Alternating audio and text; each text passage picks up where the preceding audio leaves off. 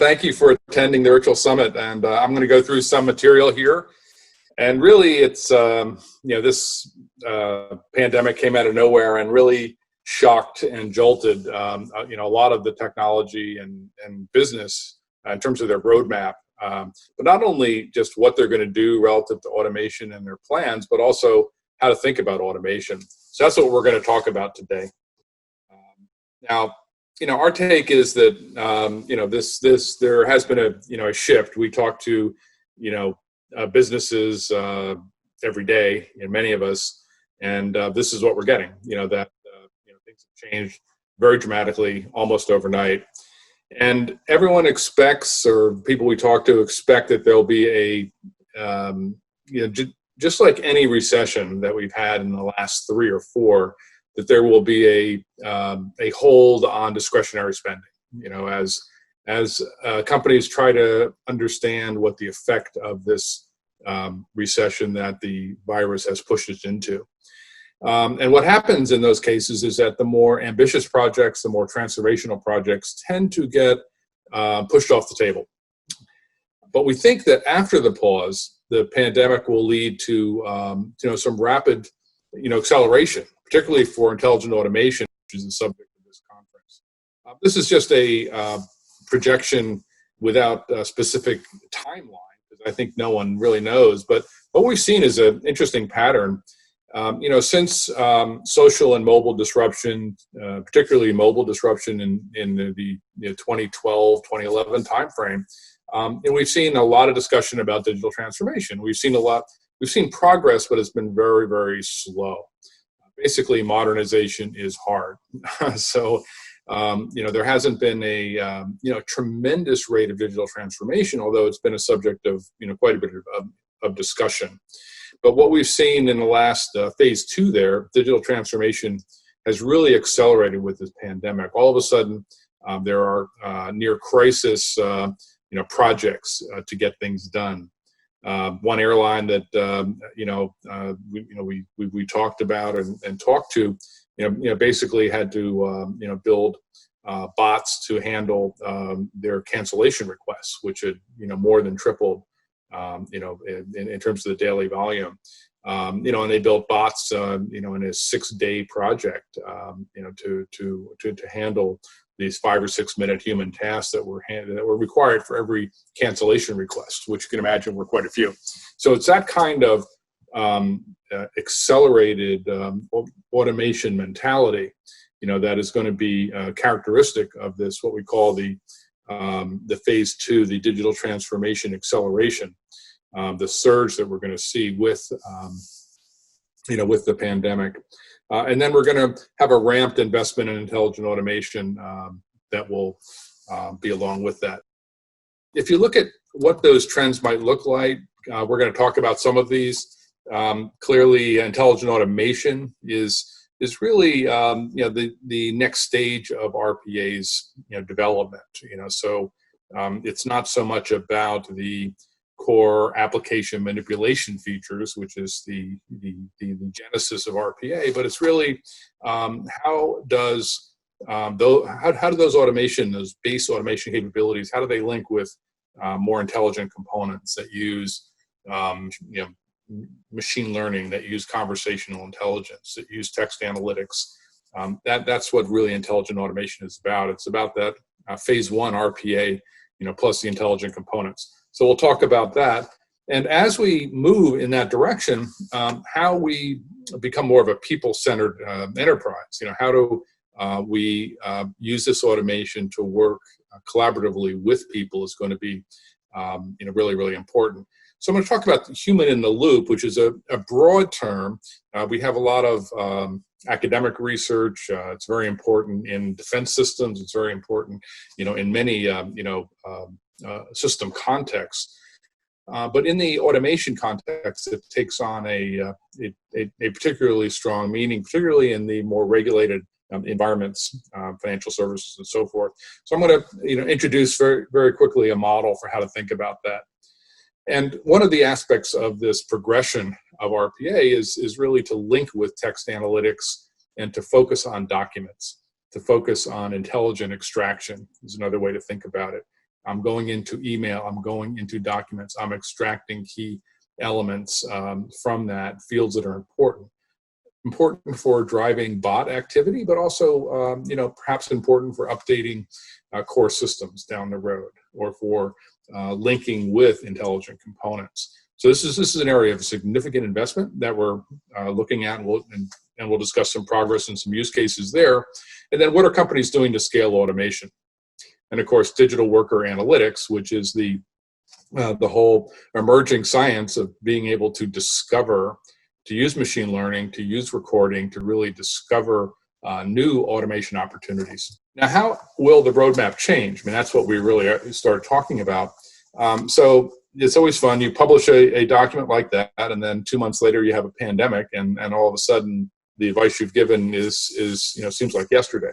So we're basically revising where companies should be focused on in terms of where we are today. And so that's where this chart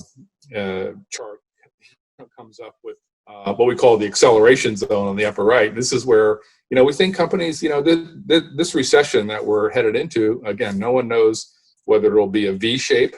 In other words, we'll come right back after we get the right medical situation for the virus and snap back to the 1 or 2% growth we were having before.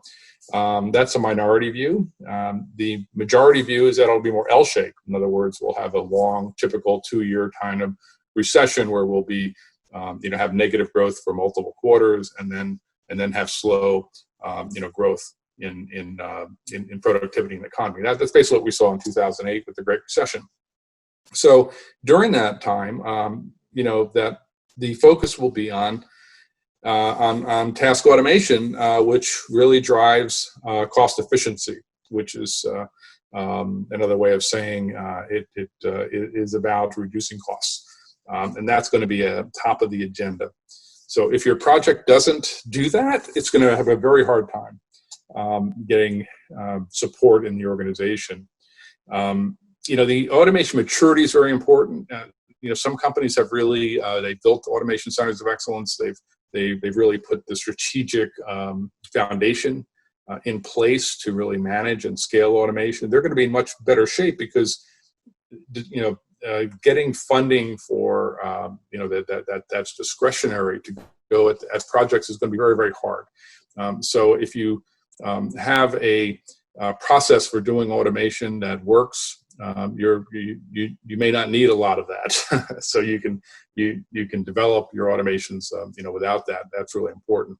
Remote business. There are a lot of organizations in banking and financial services and others that really aren't prepared to conduct a business without the face-to-face interaction. They're not ready to do even mobile deposit, or they're not ready to onboard a customer in any kind of way. I have a slide on that, but I think that that's pretty critical, and it's going to be critical for the next year and a half until we get a vaccine for this awful virus.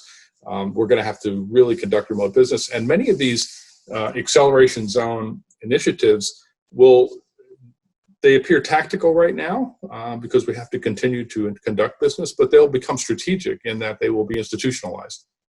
In the airline example I talked about, the bots that were built to handle that will not go away. They'll handle 60, 70, 80% of the volume going forward. So resilience is the other aspect of this. Business continuity, obviously, trying to localize your supply chain.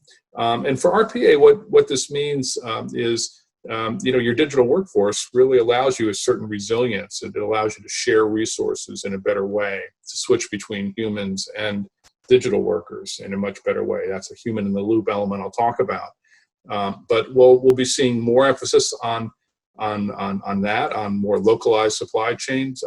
Using automation to provide more diversity in your supply chain. So you're not dependent. You haven't built this highly scaled and structured supply chain that isn't able to respond to systematic risk, such as we're seeing. And there may be more systematic risk down the road. I think this is a big wake-up call. There might be things like climate change. There might be different forms of pandemics and so forth, that we have to have a more agility in all of these. So there's going to be much more of a focus on these resilient capabilities. Certainly an example is customer-facing chatbots. There's some contact centers that had to move completely over to self-service with combination of chatbots, websites, even IVRs and phone systems. They had to do it because they couldn't do work from home yet for their contact center employees, right? So this is an example of that we'll see great investment in these things. The things that will be losing momentum, as I talked about, I think some of the AI engagement, some of the focus on employee robots, the AI-led business transformation, those projects are going to have to wait until we get more clarity about where we're going. So this is sort of the redrawn, roadmap that we're going to see. This is remote business.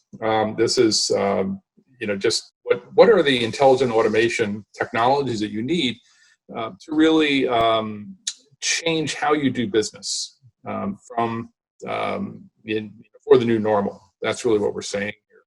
And it's things that have been around for a while. Again, the IA technology, some of which have been around for quite a while. It's not all new.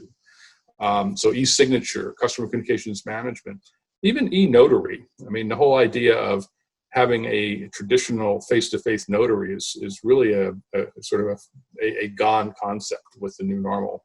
That's just not going to be, the ability to do remote notarization and have a video session that can be recorded to replace that face-to-face notarization process. We're going to see that become part of the new normal. E-forms.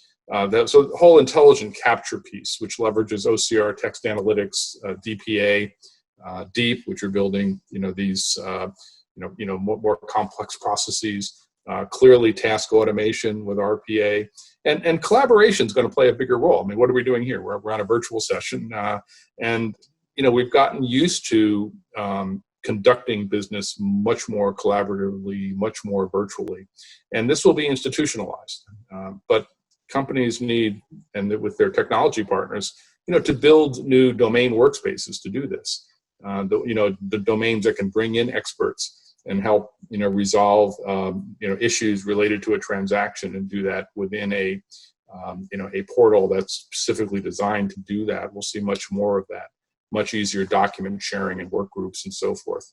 So this is the path towards intelligent automation that we've talked about, and phase one of RPA was going after these simple tasks. And there's a lot of that out there. There's no, most of that strong investment profile you saw for RPA is really still related to phase one. But stage two, we're going to talk about enhanced digitization. This is really intelligent extraction. And so you're combining some machine learning analytics and capture and OCR and surface automation and computer vision. You're combining that with the RPA task automation. And that's a really powerful combination, as we'll see.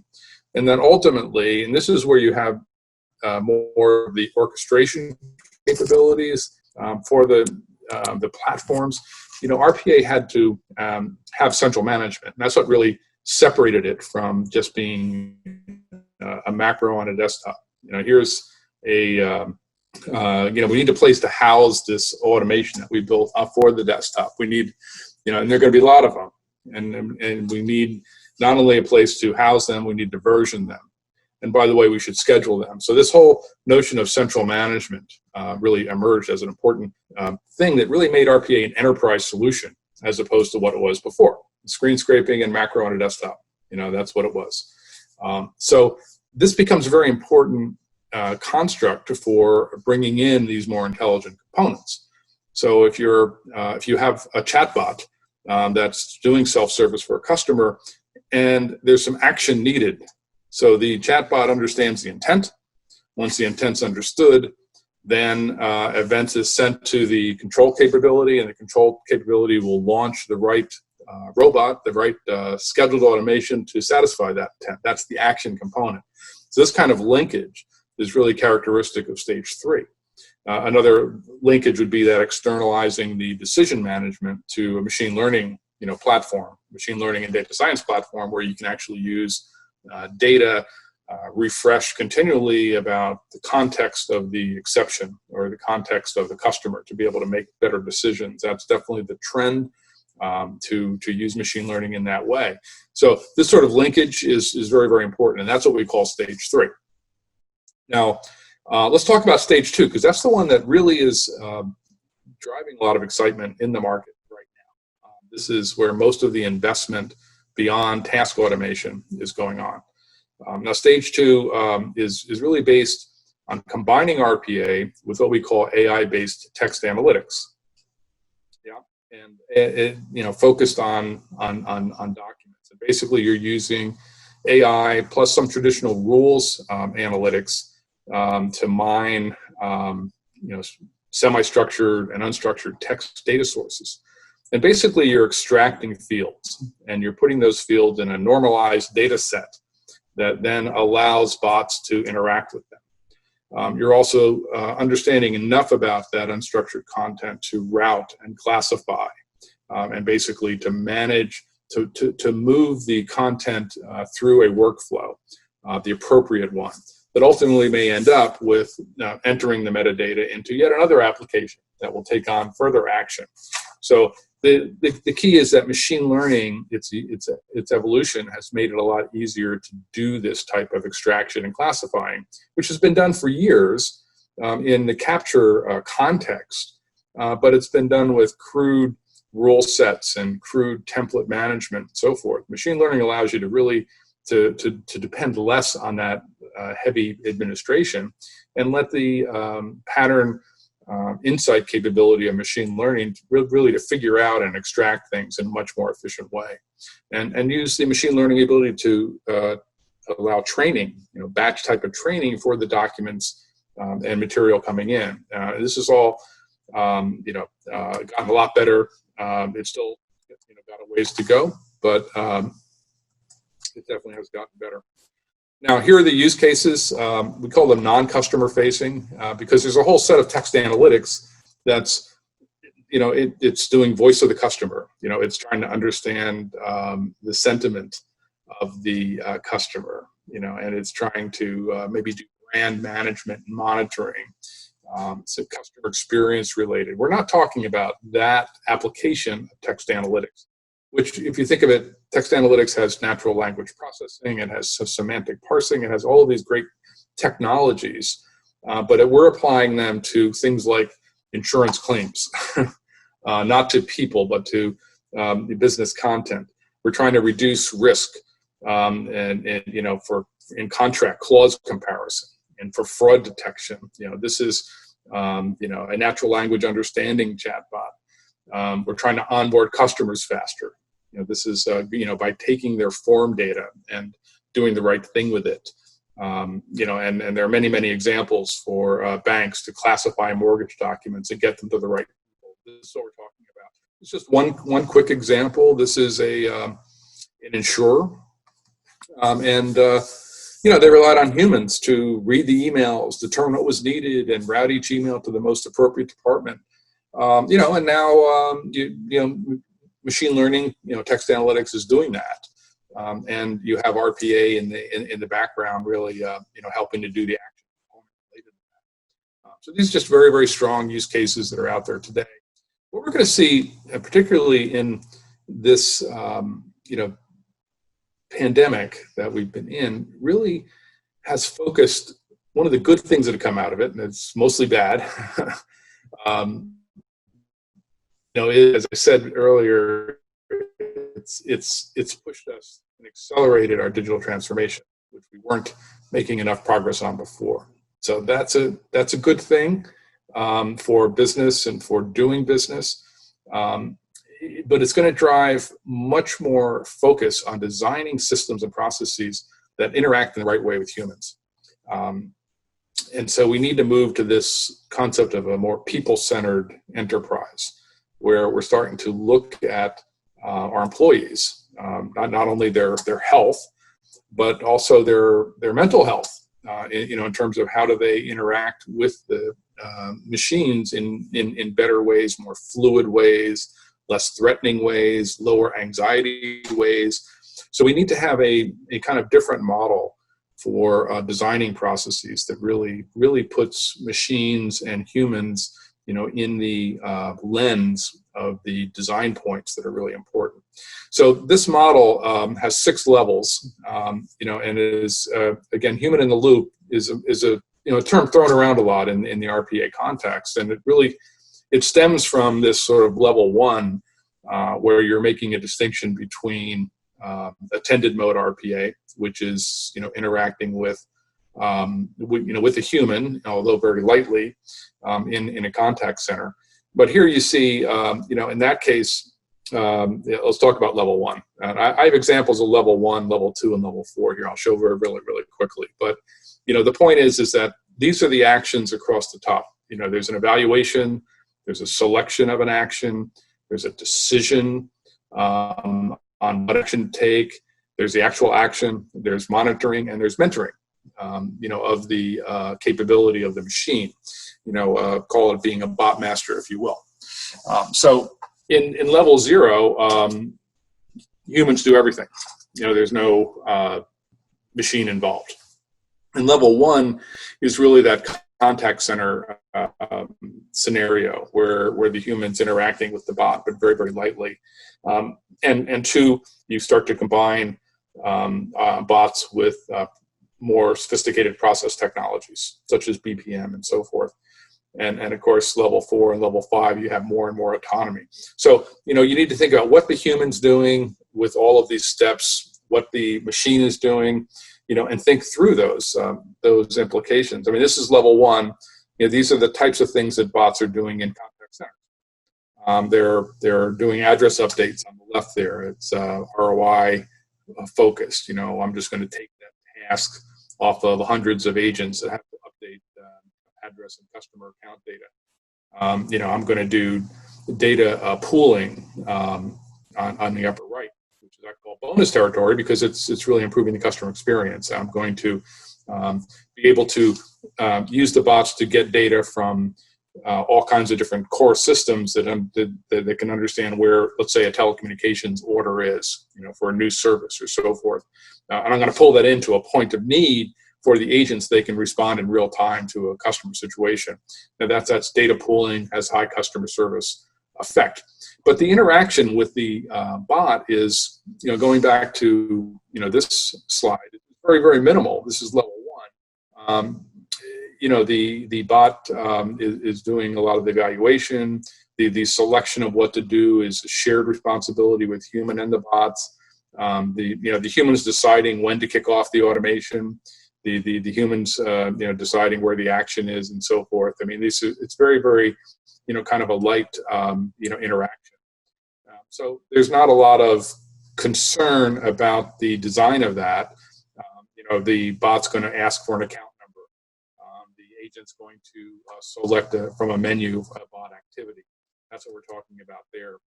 Now, the level 2 example is where you're using business process management to interact with the digital worker.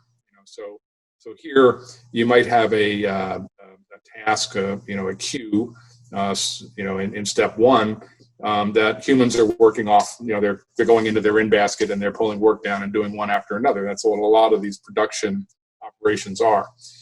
And bots might work side by side with that and just pull off work and do it. They might be able to do the same things that humans are doing. In step 2, you might be using the higher level BPM orchestration to route around a failed bot. That's a typical scenario that we see a lot. And step 3, the DPA, the RPA capability is just used really as a form of middleware, where you're going into core systems and getting data that you didn't want to build APIs for.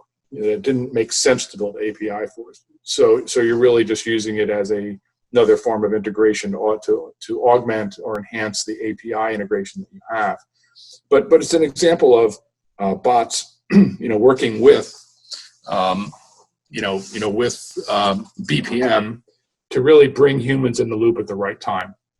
So if you look, back at level 4, it's level 2, the bot will complete a task and then the BPM capability will move, or the DPA-wide capability will move the task to the human. This is bringing humans into the loop, at the right way, at the right time.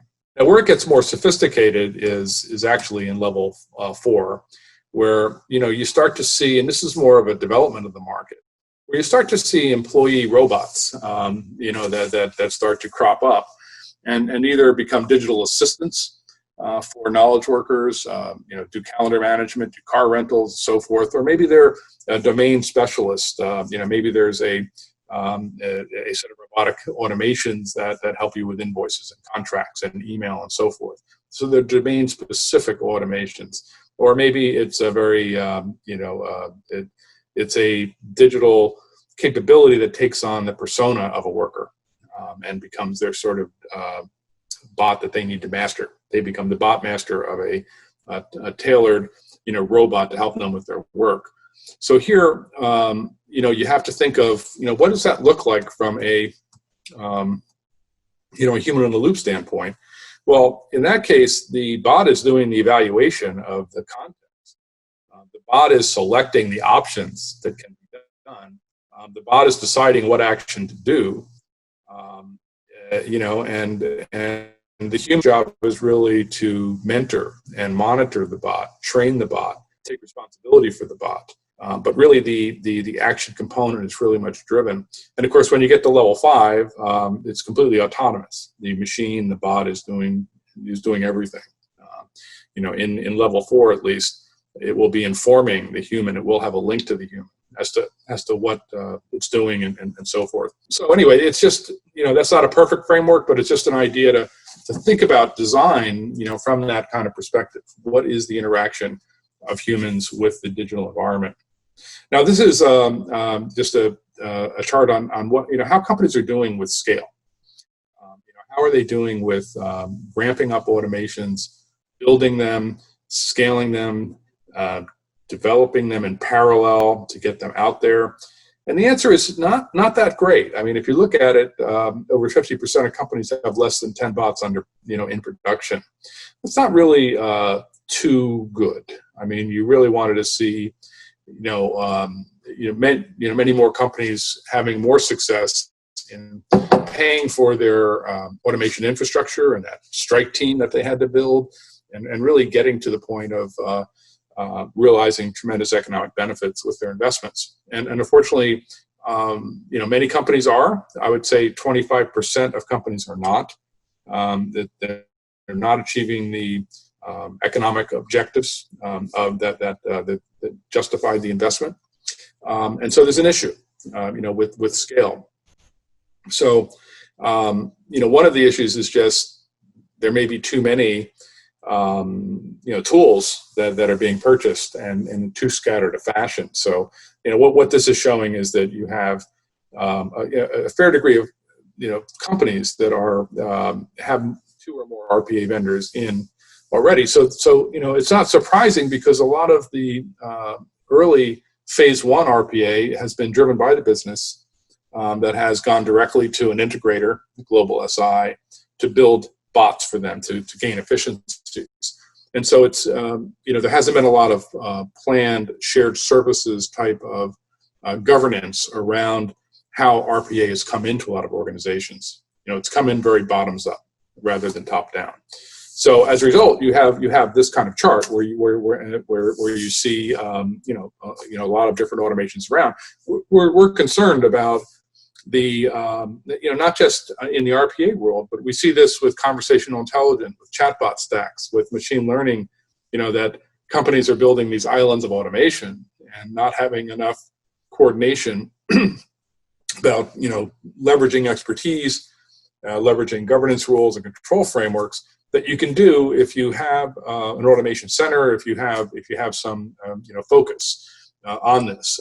It's a little bit of the Wild West out there with a lot of this newer automation. So what we're suggesting is that companies have, and you can call it a center of excellence if you like, but it's really think that you'll have a number of specialty automation centers, some that may focus just on operations, maybe operations and back office, and maybe that's more RPA oriented. You'll have some that may be just focused on conversational intelligence, such as customer service, and maybe employee-facing chatbots, and maybe that's kind of a center that's specialized there. But if you have multiple strike teams, because again, they should be nimble, they should be agile, they should be federated, they should be driven with strong business influence.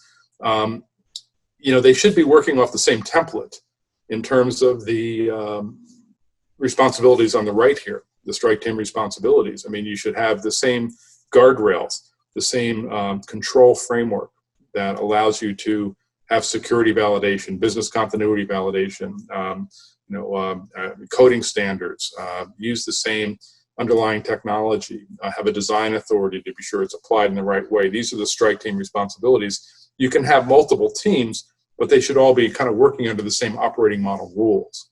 That's how we see it developing in a lot of companies. The strike team is kind of in the middle between the business on the upper right, the domain experts that have the process owners. They're the ones that, have hired and essentially customized the humans to do a particular work effort.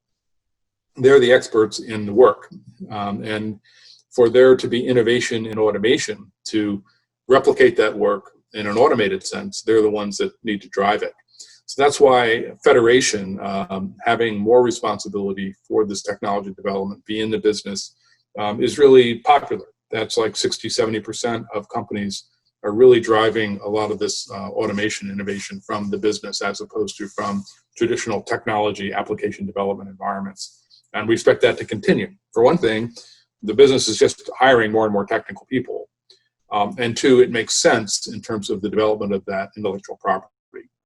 So this is, a view of what our strike team is.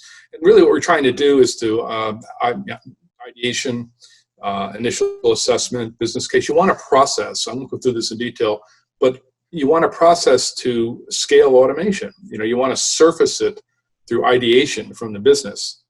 You want to have a initial assessment approach that can dismiss it or raise it really quickly, and then it, kind of a standard template for a business case, and then apply recording and task analytics to it, so you're able to dig in and really use machine learning to understand where are the pieces of this process that can best be automated, that lend themselves to automation. This is really, really important concept but you have to go through hundreds and hundreds of opportunities before you get to the ones that can justify the expense of doing a listening agent or recording and moving it into a machine learning environment to surface the automation potential.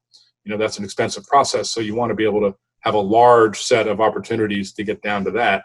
And then ultimately you want to do the development and the proof of concept and so forth. But you need to get this be done in parallel and with lots of different opportunities so that you're really cranking out, you're creating a pipeline of automations that are being done almost in parallel. And that's how you get scale. I think that's an important element. Now, if you do that, you have tremendous opportunity. This is really our persona model on the left. We think this is really important for the pandemic to think about your workers or your work groups more generically, so that you can design policies that are much more specific. So, for example, if you have a lot of physical workers that are working, climbing ladders, out on shop floors, doing things that depend on physical and human agility, there's a different set of social distancing and personal protective environments that they need. They can't socially distance in the same way that your cubicle workers can. So the cubicle workers are being pushed to work from home. They'll work from home more and more as we develop systems to do that. But there's a very different set of policies and approaches to deal with where we are, depending on the persona that you're in. So that's why we think the persona model is really important to look at your location-based workers. These are retail workers, right? They're location-based workers. Their job is defined by being in a specific location. It might be, selling hot dogs at a baseball game, or being an umpire at a baseball game. So you have different issues related to the pandemic and related to automation, and related to their future of depending upon the type of skills. I mean, these categories are based on not only the skills are the same, but also how automation affects those skills. But the real opportunity here, I want to end on a positive note. If you look at the intelligent automation technologies on the right, and when you apply them correctly and in an innovative way to the personas I've been talking about on the left, cross-domain knowledge workers, single-domain knowledge workers, function-specific coordinators, cubicle workers, when you apply them correctly, you have a tremendous economic value that you can provide to your company. This is an aggregate, over 130 billion, dollars, and basically when you build this automation, the digital workers with the text analytics, and apply it to the right domain, to the right persona in the right way, you can release a lot of hours. Now you can do what you need to do with those hours. Prior to the pandemic, a lot of those hours were shifting assets from the back office to the front office. That's a great thing to do. Many of those hours were going into ambitious projects to do transformational AI-based projects. Those are really good things. I mean, you can do, some of those hours were banked. You basically are just taking costs out and raising your profitability, lowering costs. Now, the question is the 130 billion, and this is just 1 year. This is just in 2022. And it's based on our model of our future of work model. We extracted the economic value out of that year due to automation, and that's what we came up with. That's the question is in the post-pandemic, how much of that 130 billion will be taken out due to cost issues in the recession? How much will be shifted from back to front, so forth? So those are company decisions. We don't know the answers to that. The point is that this technology, this automation, is going to be very valuable for companies, and they will be investing in it tremendously. And with that, I've taken a bit of time, a little more than I intended, which is often the case. I will just say that I do have a book that's been out for a few months called Invisible Robots in the Quiet of the Night. The idea there is very simple, that a lot of the technology that's changing the future of work are not the robots you see on TV. They're not the ones marching downstairs and even Alexa in your kitchen. It's the ones you don't see. It's the ones that are it's machine learning algorithms and conversational intelligence running in data centers. It's RPA bots working behind the scenes. So when you really want to look at the future of work, you need to look at the invisible robots. They're the ones that are going to change things more radically and more dramatically. And I think the pandemic is going to make it even more, more accelerated, as we talked about during this session. So thank you very, very much, and enjoy the rest of the session. Thanks.